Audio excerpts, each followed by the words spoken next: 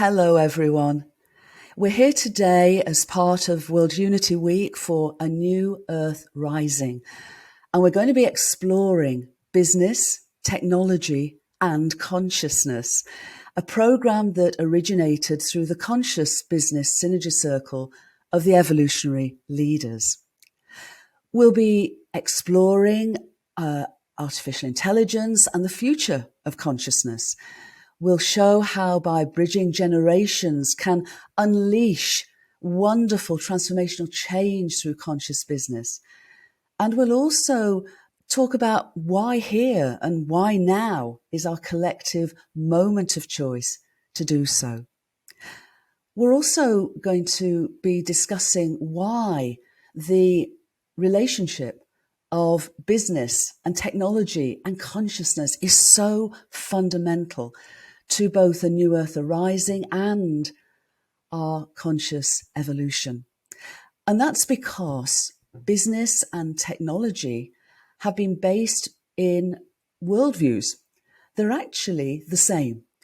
Even though our technologies are at the very forefront of 21st century scientific exploration, they are still based on a much earlier worldview of the nature of reality. And our business organizations are not just those, the way we educate our kids, our healthcare, or the way we structure ourselves in societies, at least most of those, are actually based on a 19th century science, a 19th century worldview, which even with all its incredible discoveries and abilities, technology has also been grounded in. And this 19th century worldview is based on a 19th century science, a science of a universe that is essentially mechanistic, solely material in form and made up of separate objects. It's essentially a non-living, a dead universe, bereft of meaning and of innate purpose. And in the 150 years or more since that worldview gained a huge amount of traction, so much that it really transformed our worldviews and the way we relate with each other and our planetary home, its perceptions are now being turned on their head. And instead, we're discovering at all scales of existence and many, many fields of research that our universe instead meaningfully exists, purposefully evolves from simplicity to complexity over an amazing evolutionary arc of the past 14 billion years to here and now. But in that journey of simplicity to complexity is an essentially living, sentient, conscious universe that exists and evolves as a unified entity. So reality is real, but our notions of separation are illusory. And what we're finding now is we're waking up and the evidence is supporting us. It's converging with universal wisdom teachings to bring at the very heart of our understanding of ourselves and the nature of reality, consciousness, where mind and consciousness universal and expressed at every scale of existence, including us, as fractals, as microcosms of our universe's entirety and intelligence, is showing us that we have meaning and purpose because our minds and our consciousness and that of the whole world isn't what we have. It's what we are fundamentally, what we and the whole world fundamentally are. So when we talk about business and technology and consciousness, we're now bringing consciousness and the understanding of an emergent conscious cosmology. The story of our universe and the story of us is being revealed and reimagined into this wonderful new and unitive narrative. So with all its abilities, the worldview that underpins technology can move through this evolutionary arc with us. And of course, business, with its incredible importance in our world, can also take its place now.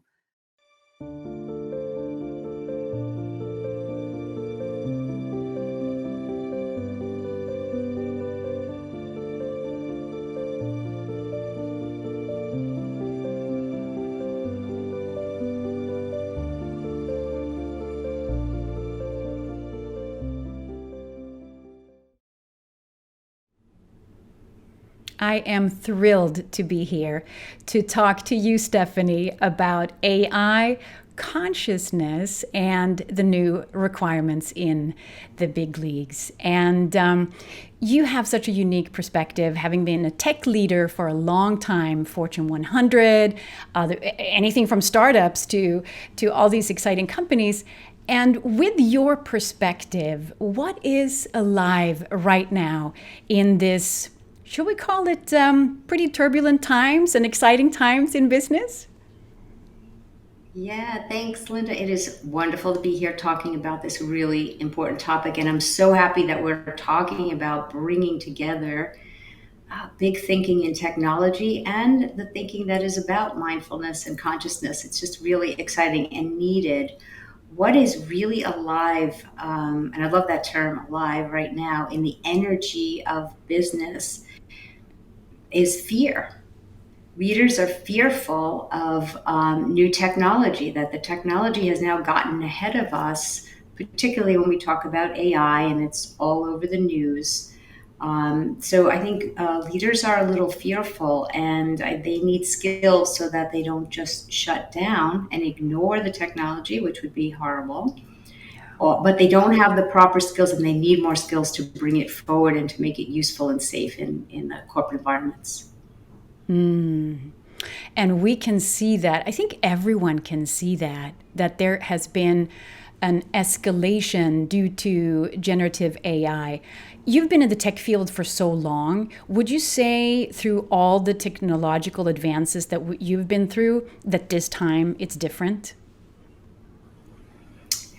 It's different, but in a way it's the same for people. We've had so many technological advances. Listen, my career, I hate to say this because it makes me seem like I've been around way longer than I have, but there's been really dangerous technology in the past, like weapons, nuclear weapons. Even the invention of the internet in itself has caused huge disruption for people. But those were technological advances that got used for lots of functional things in businesses, helped businesses grow, helped people operate. It actually helped us enormously during COVID, where people needed things like the internet to continue working and going to school. But what's different about generative AI is that in these models that are being used on human language, and remember, human language is what we as humans use to communicate. And now we're teaching machines our language. And what's interesting there, why it's different, is that as these models get more and more what we call trained, they listen to more data and they start to recognize patterns. The scale at which they can do that is much bigger than the scale of what I believe at the moment, maybe not in the future, our human capability is. So just imagine that every time you learn something, Linda, you acquire a new skill. Every person on the planet now has that skill. And every time I acquire a new skill or a new piece of knowledge or a new thought, every person on the planet acquires at the same time. This is how these generative models work because each one of their nodes learns at the same time. So what's different really is scale. And because of changes in compute speed and capacity and a reduction in energy usage and some of these, the technology around computers, it is that evolution that has actually fueled this, this new type of technology called artificial intelligence or general intelligence. Yeah, and the speed of which things are changing, I think, is catching most people by surprise. And you brought up COVID before.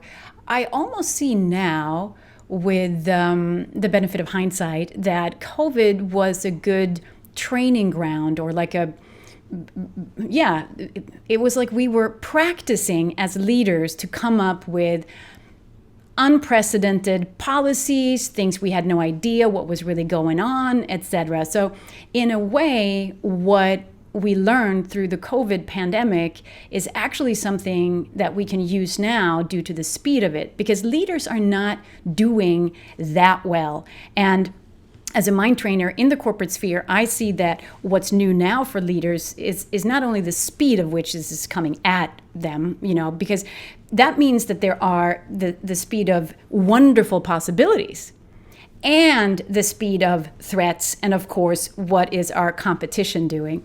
So you have this technological know-how that you need to have as a leader, and at the same time you have this whole breadth of other things you need to pay attention to, the DEI work that's been so important lately, and the ESG, the human aspect of leadership is on the agenda now in a way that it's never been before. So I have worked with you now for many years, and I've been coming into your teams, whether they've been in smaller companies, mid-size, or in the Fortune 100 world, where you've been a tech leader for quite some time.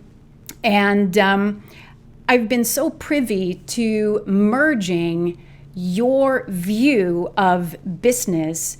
You believe in conscious leadership, but you know exactly what's required in what we call the big leagues. And we're actually very excited about the fact that we've written a book together called Mind Skills, and that is about how to unleash your potential to lead in the big leagues. But as we're talking about big leadership right now, we have outlined a few things in the book because there's a shift that's necessary, right? And before we get into the shifts, how would you sort of measure how prepared leaders are right now? And what's the difference between those who are prepared to make a mind shift and make things work different, and that they would have to self-reflect, become self-aware, and do things differently? What would you say? Oh, that's a great question. I think there's a lot of leaders out there who understand that they need to be conscious, they need to be aware, they need to be aware of what's going on in their teams. What I think is missing are real skills to implement those things in business, to start making transformational change in organizational behavior, in policy behavior, in HR, in team dynamics. And a lot of that for leaders means, what you think you're really smart about is no longer the most important thing. You could be really, really a smart, brilliant person when it comes to let's use the example of AI models, computer programming, or big data. But if you can't communicate and help your team members and your leaders and other leaders around you, your peers, feel comfortable with what you're working on, it doesn't go anywhere. So those skills of being personal, understanding how to communicate in an authentic way, listening to other people. These seem like simple things, but unless you're really focused and calm, one of the things I will say before we get off this topic of what's going on in the world, I think the fear factor, and you said escalation, like everybody's escalating these threats. I hear all kinds of terms being used. We need calm, focused decision making, and that takes a different type of person. It has nothing to do with how much knowledge you have. And there seems to be, we're forgetting that humans will evolve from what we are today. We seem to think in the way that we show up in the business world that this is end all be all, this is how far we're going to get in evolution, and we forget that there's a trajectory that we don't know exactly what it is yet. Maybe someday we'll be privy to this information. What is it that actually determines the trajectory and the pulling, if you will? It feels like evolution wants something from us, So there seems to be a big water divider now between those leaders who are prepared to be part of this huge evolution that's happening right now, fueled by technology, but technology is also fueled by our consciousness development. And so this is a cycle. It's sort of like a spiral that that moves forward.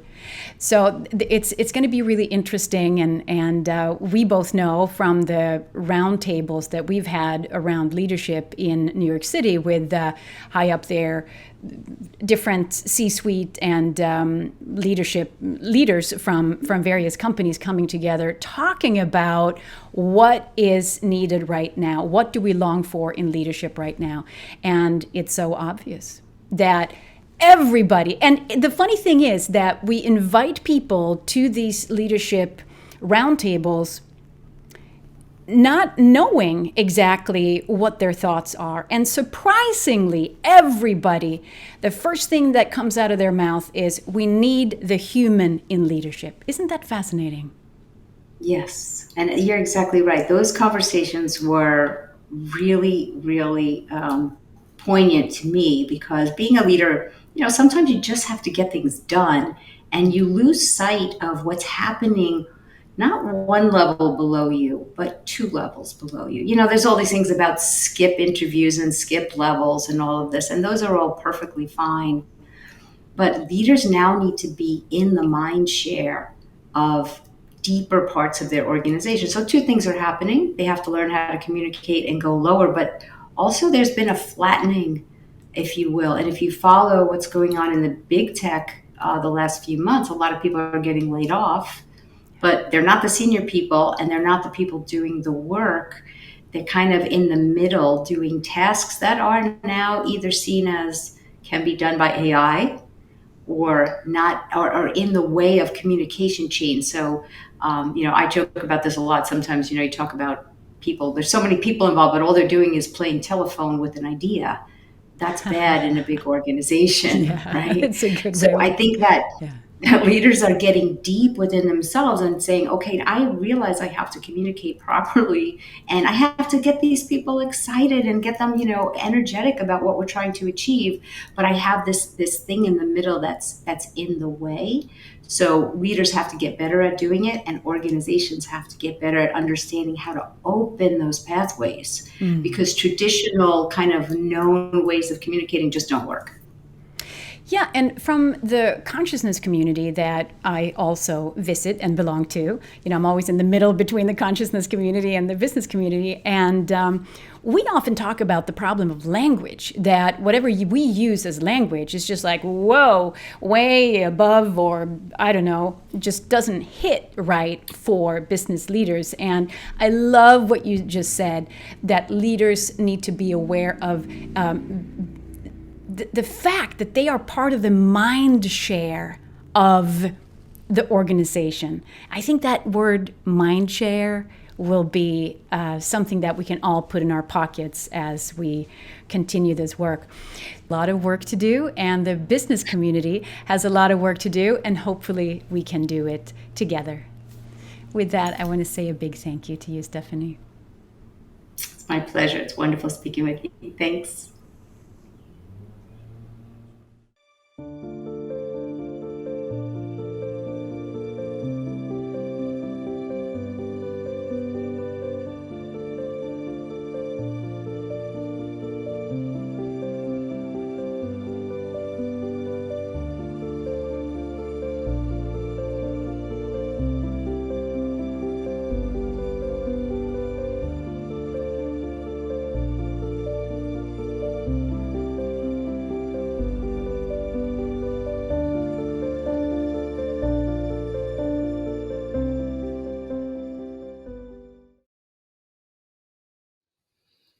Hello, I'm Tamara Moore. I'm calling in from Colorado, and I'm really excited today to begin a conversation across the generations as we think about this concept of new earth rising and working together, and how do we co-create and collaborate versus complain about each other and have that conflict between the generations.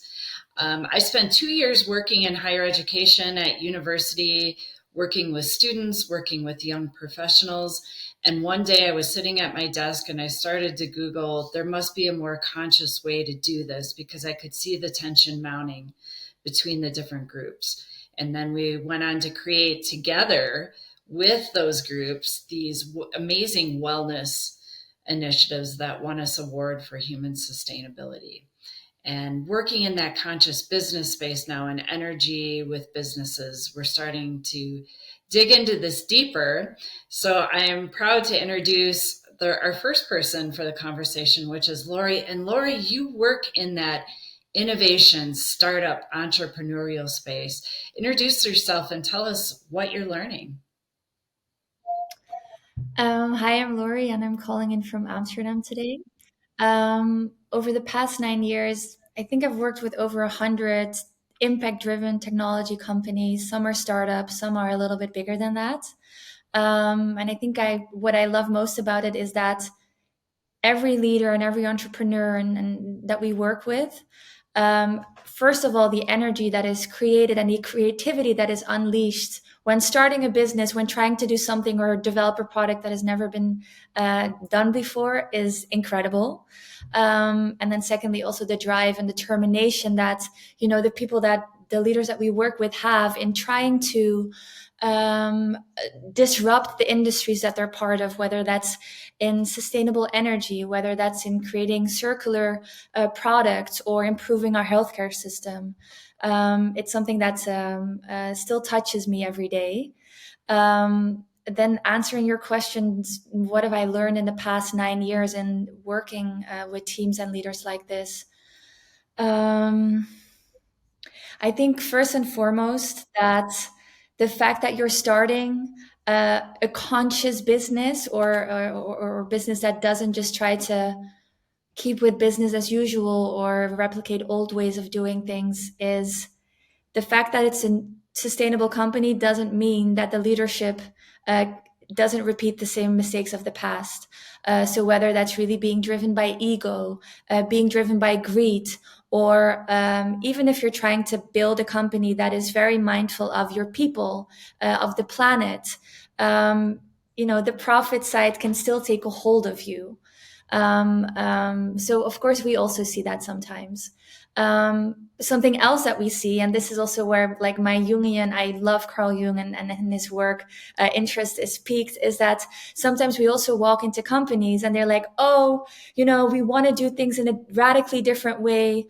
The old way is something that is purely ego driven. So we reject all notions of ego because that's bad and that's not how you build a business. Whereas we're like, hey, and also from a Jungian perspective, if you reject anything, whether that's a part of you or something so fundamental to human beings as, having an ego, which also allows us to function in society, it starts controlling you. So it creates all sorts of weird things where now, where then personalities within companies are also rejected because they are seen as, oh, they have too big of an ego, even though they could have bring tremendous value and creativity to the company. So that's something else. But I think what has touched me most is when we've worked with clients or we've worked with teams.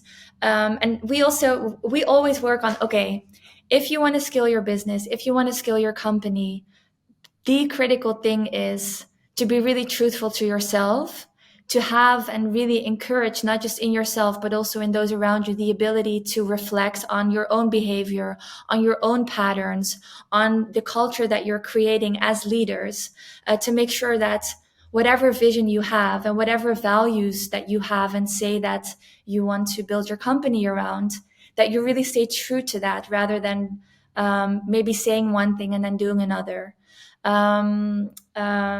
And yeah, of course, I'm very fortunate to say that many of the leaders that we work with also put that into action and that have this constant reflection, critical inquiry, and open conversations with, their fellow leaders, but also with their employees around, hey, did we take the right decision there? What are some of the dilemmas that we are faced with as a company because we want to do things a little bit differently than maybe the old status quo. But of course, that's just me in my own little entrepreneurial bubble. Tamara, I know that you've worked with larger organizations, corporations, or institutions like universities. I'm very curious to hear maybe your perspective on lessons learned in trying to bring maybe different organizations or entities, young innovative enterprises, technology leaders, universities and corporations together to make sure that whatever effort is put into changing systems doesn't stay an isolated effort, but happens through co-creation and collaboration. Yeah, thank you, Lori. And I was thinking as you were talking about ego, I think the New Earth Rising is about learning to align your soul or your authenticity with your role. And when that ego steps up and you're not feeling in your power and your authenticity, you tend to go on offense or defense, which creates offense and defense. So the collaboration piece is showing up in alignment. So I love that. I could talk all day about that. But anyway, Mariama, you intersected with the Conscious Business Institute when we were really trying to bring language and visuals to this new Earth Rising and our role in creating consciously. Could you talk about that? And then also this paradox you introduced to us that there's this need and this yearning for the timeless wisdom that we've oftentimes just forgotten about. Yeah. Those are some good times. Yeah, people find me when they want to co-create something new. So I call myself like a translator of vision, an advocate for impact, and mostly a catalyst for real sustainable change. And what I see in my work when people want to do something new, either create it or implement it, there's two approaches, very generalized, but I'm going to give it to you very straight. So one is trust-based, knowing, like an unwavering trust and feeling that in the new and the unknown lies a huge opportunity for improvement and progress. And then the fear-based one is actually, I'm afraid of the unknown. It's very uncertain. I don't know where to begin. I don't know where to go. So I'll just stay here, stagnant energy. So that means that you're moving actually nowhere, maybe backwards. Definitely no progress. And then you can say, you know what, all of these change management approaches say, well, it's all about the why. Convince them why it is important. And I say, that's important too, but it's more so about remembrance. So where do we come from actually? And that's kind of buried, or it's dormant. It's this dormant collective wisdom that we all have. And I say that it is ingrained in our DNA. It's part of who we are. If you look at Maslow's basic human needs pyramid, it's in there. And what it is this sense of belonging, and it's longing to be part of something, a community, together with others. And what we've seen is that for the past, 2-3 generations, it's all about me, I, myself. There's not really an us. And if we look at these native tribes, so I'm half African, which is a huge continent, but it's filled with these different and various tribes, and they all organize themselves and work together as a community. And so it's really all about us and our environment. And they understand that actually there's this huge complex web that is interdependent, and they're part of an ecosystem. So if I do something, it will affect you, vice versa, and the room around us or the environment around us. And when you have that notion in you, you behave differently, because it's not just about me anymore. It's about every one of us, right? And this is that dormant wisdom that lies within all of us. And if we wake up to that, change or going in or stepping into the new actually doesn't become something that we should be fearful of or that's uncertain. It's really like a journey back into who we are and going back to source in a way. So that makes it really beautiful and also light. And I think if we would approach the unknown and the new world in that way, we can build beautiful things together. That's the prerequisite. I love that. So as we're thinking about creating this new Earth Rising together, I'm curious for both of you, how does the older generations help support your unique voice and viewpoint? So for me, it's all about dialogue. So I think Lori also touched on that, about inquiry and co-creation. So Of course, it all starts within us, but it also is a dialogue and a conversation that we together should have and really talk about the legacy, the world that we live in. How do we want to shape it right now? And how do we want to shape it for future generations to come? Because we all have a stake in that and we all can impact that in a way which is either, a little bit stagnant or really progressive. And I think there we can build things together. But it starts with a conversation. What about you, Laurie? Well, I think first of all, throughout my career, I've always had many positive, inspiring role models. So women in positions of power that in some way or form really inspired me. I mean, if I look at my family, like my grandmothers never did anything beyond, primary education or primary school. My mom was the first in her family to go to college. And for us, those are things that have become super normal. So that in and of itself, I think is good to recognize and to realize. Then if I look at the generations that precede us, I think maybe my ask would be a little bit more practical, like help us navigate the spaces or environments or rooms that we don't feel comfortable in, and that we might would benefit from having support in navigating that. And also being able to have truly honest conversations. I mean, I spoke about ego. I spoke about the importance of, critical inquiry and looking at oneself and one's behaviors and patterns to make sure we don't repeat the mistakes of the past. And this is a two-way street, but then just being able to have open conversations and being challenged when we say one thing and do another would be the other thing that I would love. Wow. Well, as you were talking about mentoring and role modeling, I think that's two-way. So we think of it as top down, but let's role model and mentor each other. I had a young professional really challenge me and say, when are you going to spend your social capital and that authority that you have to move things along and to progress? And then you're both inspiring me to think about what bold question could we rally around together and explore.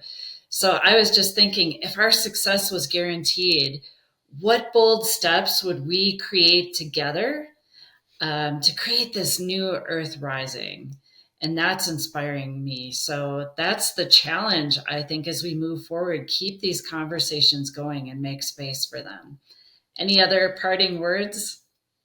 No, I like to challenge the audience to join the conversation and maybe also think of who they could mentor and who they could ask for them to be their mentor as well.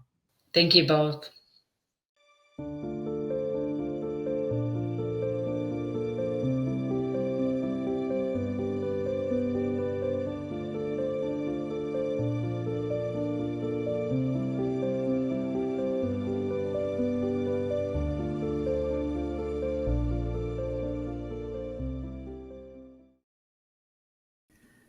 Lee, it's so lovely to be exploring this topic with business and technology and consciousness with you.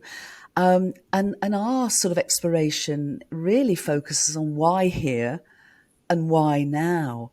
So I'd love to ask you as a young leader, as a young conscious leader, as a young entrepreneur, with this emergent understanding, this new and unitive understanding and narrative of a living, evolving, unified, conscious universe of innate meaning and purpose and evolutionary purpose, what do you feel is the most important message of this understanding, literally for here and now? Well, I think it's exactly what you just said. You used a word that in your introduction that really resonated with me, and it was belong. And I think as we talk about evolution and we think about our next step and where we have to go from here, we are sort of returning to something that we all maybe already understand, or quite possibly do understand already, that we already belong together. We belong here. We belong on this path with that brings all of these pieces together. And I think that is so crucial, because otherwise we're fighting against evolution, and we're not going to win. But then we begin to feel frustrated and hopeless and sad. And I think like when we feel disconnected from each other and it feels like things aren't working, we've come away from this innate understanding and wisdom that we belong in. And so coming back to our real understanding of each other and how we belong together, I think is just so important, because like you were saying, here and now, we don't really have another choice. And I think that's the most important part, is that there is a path forward, and we are well on our way there I already. love that. And, as a cosmologist, when I'm asked what does a cosmologist do or what's it mean, for me, it's about being curious about the nature of reality. So my whole life has been sort of an exploration of a world and worlds, that are way beyond what we might perceive as our universe. And so I've always experienced the world, perhaps as spiritual seekers of thousands of years have, as a completely interconnected, wondrous expression of divine creation, of which we are both creation and co-creators. But also, what I love about this emergent understanding, which is scientifically based, and I'm a scientist, of course, as holding many other hats, is that it's evidence based. It's not just a hope in a way; it's authentic hope, because it's grounding us in the reality that unity isn't an aspiration, it's our existential reality. And of course, the other aspect, which I'd love you to speak of your experience too, is that it converges with universal wisdom teachings, which I've loved, honoured and respected and studied since childhood as well. So we're in this incredible emergent moment where it's almost as though the entirety of our human journey of exploration is coming to this homecoming, to remember who we really are, to then sort of, invite us into this next step of our adventure of conscious evolution. So I'd love to hear some of your journey and why you're feeling this is such an incredible moment, both of choice but of opportunity. Yeah, so I've been so fortunate to have a foundation of some of this ancient wisdom, this just from really being able to travel all over the world. My parents exposed me to so much growing up, and then I went up and I lived in this world, and I embarked on a rather corporate lifestyle, and so I think it's been very much my personal journey, building these two parts of my foundation and creating something that is relevant and resonant to me. That's certainly been a personal journey. But I think, as you mentioned, it does speak to sort of like the different factions of people that we have in our lives, the different factions of people in the world, some of which feel very strongly connected to this ancient wisdom, to these to the wisdom that really we all have inside of us. Many of us just are more sensitive to it, or have been exposed to it. So many people just haven't been exposed to some of these teachings, and so it doesn't resonate immediately with them. But then we also have our scientists, and we have our mathematicians, and we have these very analytical, logical thinkers. And I think, as you were just talking, what is so special about this moment is that those two types or ways of thinking or ways of being are coming together, and they're proving each other right. All these conversations where, well, I believe in this, but you can't prove it. Now we can prove it. And then we have all of this scientific proof and thought and theory that's backed by thousands of years of people looking up at the stars and discovering in ways that we don't even yet understand. And so I think it lends validity to my my personal journey of bringing all of this together. But I think it has and will continue to allow us broadly to come together, the different types of people in the world and all of our different beliefs to really come together, and, like you said, have this I love that. And Jess, what you're saying as well is that, one of the things that's been able to come out of this emergent cosmology is a narrative, because we tell stories. We're story sharing species, and we've told, stories based on our underlying narratives since the get-go, I guess. And what we've been able to do as part of this emergence is to come together to articulate a unitive narrative that can underpin and frame us as we move forward. And what you were saying, I think I loved what you were saying about the many voices.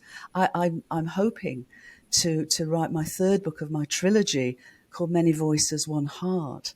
And it's the story of us and I hope our potential now. But, the unitive narrative speaks to both our inner and outer, our being and our doing. And know, and again, a complete dance and convergence of those two aspects of the wholeness of who we are. It also speaks to the sacred marriage that I sometimes call it, and certainly the ancients did, of the divine feminine and divine masculine within us. And the ancient traditions, I'm sure you're aware, speak to when we balance those attributes within us, and of course they're within all of us, then a divine child, that third beautiful, creative, emergent aspect of our wholeness comes forward. And you mentioned earlier the arts, but we're creative beings. And so as this all comes forward and is not just understood, but experienced and embodied, it seems to me that not only will we enable the complementarity of feminine and masculine attributes to sort of, throughout our lives, but more and more in business, more and more in technology, and obviously through conscious business, but it brings that creativity and that emergence of that third aspect of our wholeness, the divine child, that playfulness, that joyfulness, that naughtiness, that all the to be embodied. I'd love you to speak to that, if you might. Sure. I think there's so much. Every time you speak, I'm like, that's what a perfect way to put that, so we could go forever. But I think that sort of like gendered energy that you talked about, that is so important. It has really come up, I think, in public conversation recently.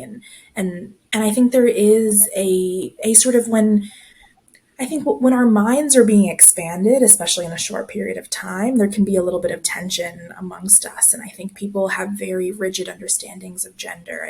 It sort of underpins some like foundational understandings that we have about ourselves and about each other. And I think as we begin to expand what it means to hold masculine and feminine energy within ourselves, it will be difficult. I think a lot of this, when you talk about it, it sounds easy, but we both know that, when you're out in the real world and Dr. Jude isn't on your shoulder anymore, there is tension and learning that has to be done. But I think that is just so powerful, being able to come outside of ourselves a little bit, to understand that our foundation, what keeps us safe and secure, is not that we hold one masculine or feminine energy. It's not our rigid understandings of it.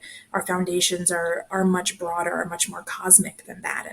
And so we can let go of some of our traditional thoughts about this and really be able to take these two things together. And you also mentioned technology, and I think that's so important, because sometimes we consider technology, especially as AI is coming out, it sort of seems like it is separate from us, right? Like we are humans, and then technology sits over here, and then there are robots and all sorts of things that are happening over there. But we are creating them, and it is a type of creativity. It speaks to how expansive we can be, that we've created something like AI, and because we're creating it, it reflects us. And that's why I think it's so important that the people at the forefront of these industries, the people that are coding, the people that are writing code for these AI programs, that they look like the communities that we're in, So if you have, the same sort of very rigid person creating all this technology,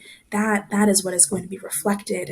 And as tech gets smarter and smarter than us, it still can only grow and exponentially evolve in what it knows. And so I think it really is important that as we bring like our understandings of gender and power and energy and playfulness and naughtiness, that we really begin to reflect it into our creative pursuits, whether it's technology or the arts or business. I love that. And there's I know that we're going to continue in our session to have that conversation on AI. I'd love a different word, because in this emergent cosmology, nothing is artificial. So maybe we can find another word that expresses and more honors this creativity, because it seems to me that, what we might be, if we can wake up to remember we're inseparable, and this conscious evolution that is inviting us, it's an invitation of our whole universe, I feel, and our planetary home for us. Maybe we can enter into a co-evolutionary partnership, whereas what we've hitherto understood to be AI, whose superpower is data collection and putting it together. And our superpower is that we are grounded in the source of all being, that we are grounded in that holistic understanding of who we are. We're remembering this, and that we have intuition as our superpower.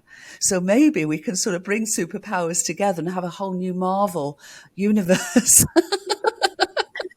that takes us all forward. The other thing I'd love to sort of ask you, but before, my background also for 25 years was in corporate life, and I became, the group finance director of 2 $500 million turnover businesses that operate in 36 countries. So I know the challenges. And but I also know the potential when we can start to wake up to this new realization and much more co-creative, co-evolutionary progress together in all that we do. So this is the science of love. I was at a wonderful gathering last night with an amazing organization called Reboot the Future. And their mission is the golden rule. Treat others and our planetary home as we would wish to be treated. And many different versions of that. But they're all saying the same thing about relationship and right relationship. And so I'd just like to end our time together. I don't want to end our time together, but we have to end our time together. Your journey and your wisdom is profound. And I really appreciate that. And we all have wisdom within us, but often our journeys don't encourage it to come forward. So I would like to ask you, what would you say to other young business entrepreneurs, leaders, who perhaps haven't had this incredible journey that you've had of life experience? What would you say to them? How would you invite them into this adventure together? It is. Thank you for saying that. It is always such a great time to hang with you and chat, and it is a great way to come out of sort of the focused corporate Monday through Friday life that I'm living right now. And I think that if I were, as I invite the people around me, my friends and my coworkers, to have these conversations, I can only speak to what I'm doing right now and what I have found myself doing over the last few months and years as the world has started to look more and more scary, is actually to lean on the understandings that we have as business professionals, for example, in being able to look at a structure that's not working and reimagine it. And I think leaning on that imagination piece is so crucial. And for me, I find it to be very frightening. I like structure, and even if the existing structure maybe isn't working out too well, imagining, burning it all down and starting over is very, very terrifying for me. But it does offer, I think, a different way of thinking, using, the skills and the thought processes that we have to create something that is more equitable, to create something that is rooted in, like you were talking, like the capital L, love, that is our foundation. I think using the skills that we already have to reimagine a different future, and what I encourage myself to do, and what I encourage people when having these conversations, is that there isn't a right answer, and you don't have to come to an answer either. I think the most crucial part, especially for people that sort of have their heads down, focused on a certain way of life, is just to lift up and imagine that there is a different life to live. There is a different way of living. You know, this path to evolutionary growth, like we spoke about at the very beginning, it exists and we're on it. You know, so what can the world look like? What will the world look like? And then I think, because we have all the skills to build it already. So it is really just that piece of lifting our heads up and imagining something different that I think is so crucial, and something that I, am excited to continue to do. And really, it is such a privilege to be able to talk to you about it, because I feel every time we have one of these conversations, I feel 4 steps ahead already. So it's a real privilege and an honor, and I would love to hear your thoughts. If I could ask you one question at the very end, is what advice would you give, to me, and to people like me who are sort of at the beginning of their path of growth, and imagining how they can, really be a part of this community, and move it forward. Thank you. I two things that have stood me in my journey. One is, and it does sound easy, it's not, but it is simple. Keep showing up and get out of the way. Keep showing up and get out of the way. And what that means, in a way, is that the question that you always ask, and I know you're already asking it, but it's a question I always ask myself, is what would love do? What would love do? And follow that guidance. And also appreciating that, we do have incredible superpowers when we're able to open ourselves to them, and the intuition is top of the list. So I love what you're doing. I'm so appreciative of it. And the other thing is, you are what I would call a soul model. You're not a role model, you're a soul model. So inviting all of the incredibly diverse soul models to shine your light, to shine their light, to share with each other. We can go forward together as we link up and lift up through this incredible time of here and now. So thank you, Lee. Yep, that's right. Thank you.